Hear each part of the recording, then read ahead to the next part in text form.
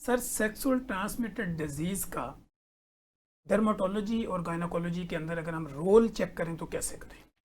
بسم اللہ الرحمن الرحیم.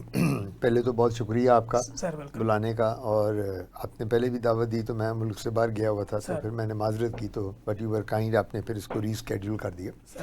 بات یہ ہے کہ ایک بات ہمیں یاد رکھنی چاہیے کہ یہ جو ایس ٹی ڈیز ہیں، اس کو کہتے ہیں ایس ٹی ڈیز، یہ ہماری ڈومین میں بھی آتے ہیں، گائنی کی بھی اور یورولوجی کی بھی. یہ تین ایسے شعبے ہیں جن کو ہم ڈیل کرتے ہیں.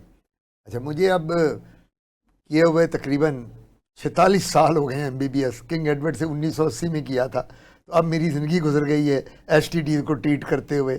اور اب میں شکل دیکھ کے بھی بتا سکتا ہوں کہ کل رات یہ بندہ کہاں گیا تھا اور کون سی بیماری لے کے آیا. اب مجھ سے لوگ گھبراتے ہیں ملتے ہوئے کہ ڈاکٹر صاحب تسی تو پڑھ لینا مینو، یعنی مجھے وہ علامات سکن پہ نظر آ جاتی ہیں.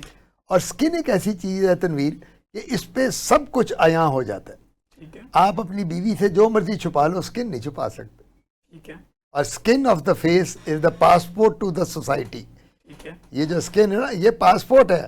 یہاں جو بھی داغ دھبے آتے ہیں نا، تو ہم مریض کو آگے کہتے ہیں بیٹھو جناب اعلیٰ، وہ کہتا ہے جی. ہم کہتے ہیں یار یہ بتاؤ کہاں منہ مار کے آئے ہو؟ اچھا، مریض بڑا پریشان، ڈاکٹر صاحب کیا مطلب؟ ہم کہتے ہیں دیکھو یار بات سنو، you are with a doctor, اور تم ڈاکٹر کے پاس آ کے ہمیں صحیح بتاؤ نہ بتاؤ، تمہاری بیماری ہمیں پتہ لگ گئی ہے، تمہیں ٹیکے لگیں گے، دوائیاں دیں گے، لیکن اس سے پیشتر کہ تم نہ بتاؤ ہم تمہیں یہ بیماری بتا رہے ہیں. وہ پھر کہہ دیتا ہے ہاں جی میرے سے غلطی ہو گئی، میں نے بس یہ ہو گیا وہ ہو گیا، مجھ سے نہیں ہونا تھا، میری بیگم کو نہ. سو دا پوائنٹ از، یہ جو ایس ٹی ڈیز ہے نا، سیکشولی ٹرانسمیٹڈ ڈیزیز، اردو میں ہم لوگ اپنے آگے کیا لکھتے ہیں؟ ماہر امراض جلد و مخصوصہ. ٹھیک ہے، کبھی نام سنا ہے آپ نے تنویر بیٹا مخصوصہ کا؟ مخصوصہ کا مطلب یہ ہوتا ہے ونیرل ڈس آرڈرس. اچھا، ہم لوگ ایریکٹائل ڈسفنکشن کو بھی ڈیل کرتے ہیں، جو ڈرمیٹولوجسٹ ہوتے ہیں. یہ سائیکالوجسٹ بھی کرتا ہے اور یورولوجسٹ بھی کرتا ہے، لیکن ای ڈی ایف کے پیشنٹ ہمارے پاس بھی آتے ہیں. تو جب ہم مخصوصہ لکھتے ہیں تو مخصوصہ کا کیا مطلب ہوا کہ سکن ڈیزیزز کے علاوہ وہ بیماریاں جو ایک مرد اور عورت کے ملاپ سے پھیلتی ہیں، اس کو ہم ایس ٹی ڈیز میں یا ونیریل ڈس آرڈرز میں کہتے ہیں. وہ بیماریاں جو ایک سے دوسرے کو لگنے کا ڈر ہوتا ہے. یہ بیماریاں جو ہیں بہت ہیں، آگے ہم پروگرام میں ڈسکس بھی کریں گے، لیکن ایس ٹی ڈیز اور یہ ونیریل ڈس آرڈرز یہ بڑی ضروری بات ہے. اچھا، اس میں ہر بیماری کو یہ نہیں سمجھنا کہ یہ آپ نے کسی بندے کا کانٹیکٹ ایکسٹرا میریٹل ہوا ہے تو اس سے ہوا ہے. فنگس جو ہوتی ہے، فنگس میاں سے بیوی کو لگ جاتی ہے، بچوں کو لگ جاتی ہے، ماں سے لگ گئی، باپ سے لگ گئی. واٹس موقع جو ہوتے ہیں، اگر موقع جینیٹل ایریا پہ نکلے ہیں بیوی کو ہو گئے، بیوی کی ولو وجائنل ایریا پہ ہیں مردوں کو ہو گئے، میاں کو ہو گئے، بچوں نے ٹاول یوز کیا اس کو ہو گئے. سکیبیز ہے، سکیبیز بھی سیکشول انٹرکورس کے بعد آ جاتی ہے. پنجابی میں کہتے ہیں کھرک پہ گئی.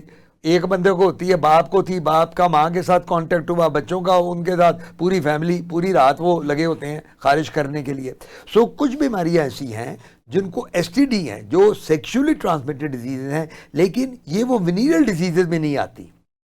یہ قابل علاج ہیں، وہ بھی قابل علاج ہیں، لیکن ان کو ہم ان بیماریوں میں نہیں رکھ سکتے جو ونیریل ڈیزیزز ہیں. اس لیے جو یہ بیماریاں ہمیں ان کو ڈفرینشیٹ کر، ہسٹری سب سے امپورٹنٹ ہے. ایک بات ہمیں یاد رکھنی چاہیے ایز اے ڈاکٹر، کوئی بھی آئے، آپ آئیں اے بی سی ڈی، میرا کام ہے آپ سے ہسٹری لوں اور پھر ڈائگنوز کروں. ایچ آئی وی ایڈز کی اتنی بڑی پرانی بیماری چل رہی ہے. آج کل تو ایچ آئی وی کا اتنا شور ہے، وہ جی وہاں ملتان میں اتنے کیسز پکڑے گئے، یہ ہو گئے وہ ہو گئے. ایچ آئی وی بھی ہماری ڈومین میں، ہماری گائنیکالوجسٹ کی ڈومین میں آتی ہے. سو ہم نے مریض کو دیکھ کر اس سے کویسچن کر کے، اور وہ مریض جو بتانے میں ہچکچاہٹ کرتے ہیں، ہم ان کو خود بتا دیتے ہیں کہ تمہارے ہاتھ اور پاؤں پہ اس کی علامات ظاہر ہو گئی ہیں. تمہیں سفلس ہے، تمہیں گنوریا ہے، تمہیں لیمفوگرینولوما ونیریم ہے، تمہیں ایڈز ہے، یہ کیا بیماری ہے، وہ پھر اس کو ہرپیز ہے، ان کو پھر وہ کھل کے بتانا پڑتا ہے ہمیں. جی ٹھیک ہو. ڈاکٹر صاحب، خواتین میں ویجائنل انفیکشن کی بڑھتی ہوئی وجوہات، اس کی بیسک کاز کیا ہوتی ہے؟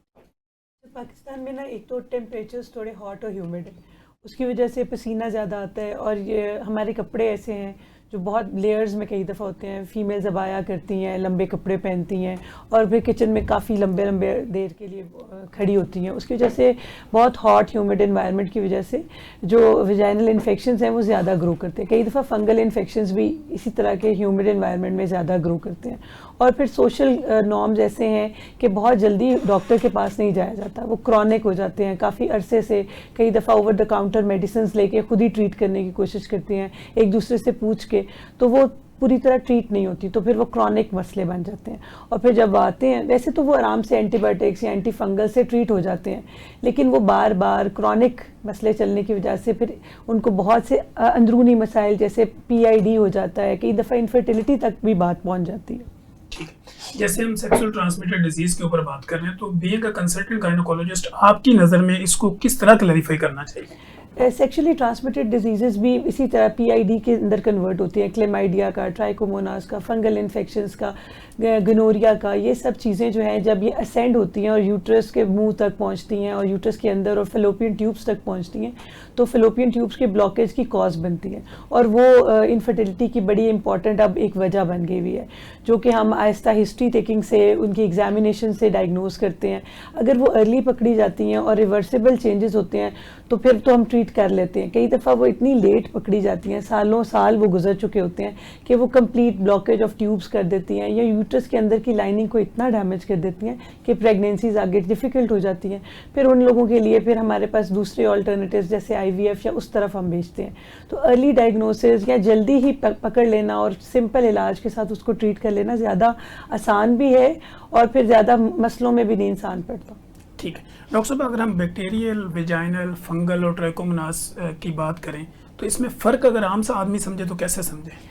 عام فیمیلز کو جو ہے جب ہم وہ ہمارے پاس آتی ہیں اور اب وہ ہسٹری دیتی ہیں تو ہم ان کو کلر آف ڈسچارج پہ سب سے پہلے ڈفرینشیٹ کر لیتے ہیں کہ کس رنگ کا ڈسچارج ہے, اس کی کنسسٹنسی کیا ہے, اسمیل کیسی آ رہی ہے, ہارش اس کے ساتھ ایچنگ ہے یا نہیں ہے. زیادہ تر فنگل انفیکشنز کے ساتھ ایچنگ ایسوسیٹڈ ہوتی ہے.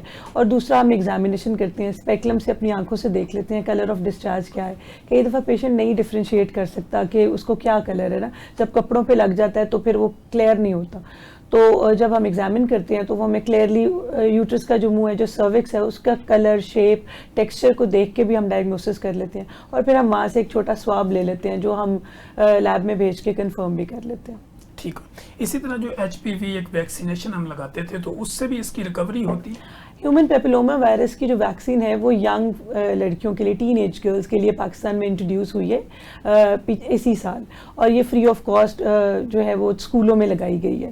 اور پہلے بھی کافی سال پہلے سے یہ بار بار جو ہے وہ انٹروڈیوس ہو رہی تھی, لیکن یہ مہنگی تھی, تھوڑی کاسٹلی تھی, اور پھر بہت سے اسٹگماز اٹیچ ہو جاتے ہیں کہ یہ فرٹیلیٹی کو افیکٹ کرے گی, یہ ہماری جو ہے وہ اور مسائل پیدا کرے گی. تو بہت سے پیرنٹس آپٹ آؤٹ کرتے تھے ویکسینیشن کو. لیکن جب پیشنٹ سیکشلی ایکٹیو ہو جاتی ہیں تو پھر ویکسینیشن کا رول نہیں رہتا, پھر پریونٹیو میئرز ہی زیادہ افیکٹیو ہیں.